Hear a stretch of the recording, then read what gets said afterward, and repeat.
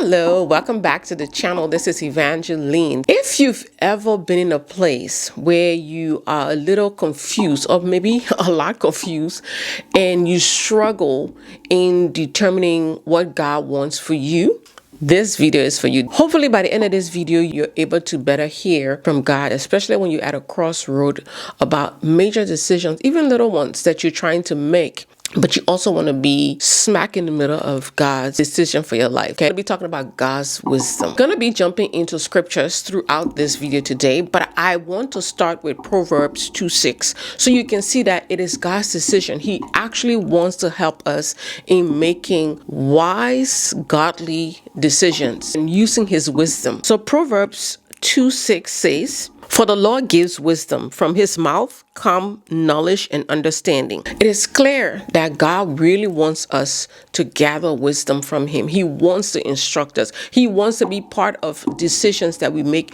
in our day-to-day life and then also major decisions. Godly wisdom is more than just knowing what to do, but it's more about aligning your decisions or your next move in accordance to what God wants for you to do. Keep that in the back of your mind as we unpack how you can move forward when it comes to seeking godly wisdom. Now, let's also look at another scripture in the book of James, and we're going to be reading from James 1, verse 5.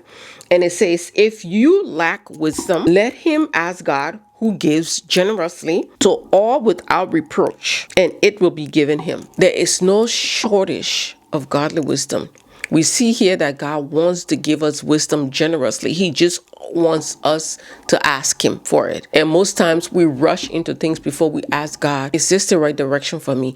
Is this business the business I'm supposed to be doing? Now, one key point I want you to also take away from this segment is that godly wisdom is rooted in God's character and not in opinions of the world or not in trends of the world. Let's look at another scripture. This is my favorite. It's one of my favorite scriptures, and this comes from the book of Proverbs. So we're going back to Proverbs. Proverbs chapter 3, 5 and 6 reads, "Trust in the Lord with all your heart and do not lean on your own understanding. In all your ways acknowledge him and he will make straight your path." God is here. I'm willing to give you wisdom generously. This is my desire to help direct you. But at the same time, don't depend on your own understanding now. If you're going to come to me for godly wisdom, I give it generously. Make sure you're trusting me.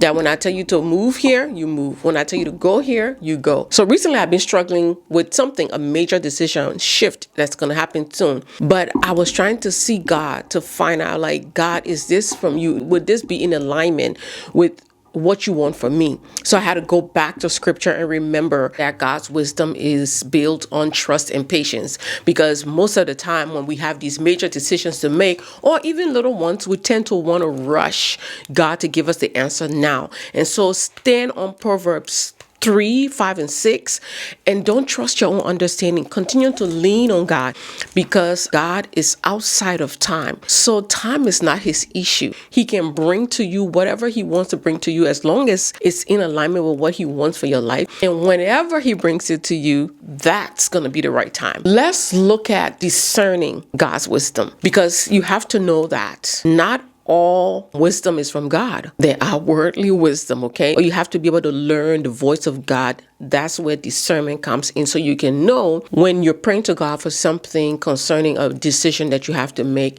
and he is speaking to you. You're able to discern his voice and know that he is the one speaking. So let's look at how we can discern the voice of God. Let's precede this segment by looking at 1 Corinthians, and we're going to look at chapter 1, verse 25. "For the foolishness of God is wiser than men, and the weakness of God is stronger than men." So this ties back to the fact that you have to trust God's decision, because you might get a leading from God and assume, oh, this cannot be because it looks foolish to you. You have to understand the wisdom of God can't seem foolish to the world. So in order to discern the voice of God, you have to take it through his word. Whatever he's telling you to do, how does it line up with his word? Because God is not going to go against his word. If he tells you do this or do that, there is some experience in scripture that will speak for God as well, that will line up perfectly in your situation. Make sure whatever that voice is it lines up with scripture. So the key point to take away from this is even the worldly wisdom can sound so logical, but does it line up with the word of God? You have to filter everything that you hear with the word of God. And don't rush your decision. Don't rush God, because sometimes when we rush him, we end up falling flat. The beautiful piece about this whole thing when it comes to discernment is having that relationship with the Holy Spirit, because he is here to teach us all things. He shows us, he tells us the heart of the Father, because that's his role. His role on earth for the believer is to teach us the heart of the Father. And I believe in order for you to really discern the voice of God, you have to have a close relationship with the Holy Spirit. Let's close our final segment by reading from the book of James. And we're going to be reading from chapter 3, verse 17. But the wisdom from above is first pure, then peaceable, gentle, open to reason, full of mercy and good fruits, impartial and sincere. This is a way to test that whatever message, whatever voice you're hearing is actually the voice of the Holy Spirit. You want to make sure you use this verse as a filter for whatever message you're hearing that you believe is coming from the Holy Spirit. Before you make any decision, make sure you're seeking godly wisdom through prayer, reading scripture, and also listening to the Holy Spirit. But remember these three things. God wants to give you wisdom generously. Second, seek him first, trust his timing, and listen to the voice of the Holy Spirit. And lastly, make sure every voice that you hear lines up with the word of God.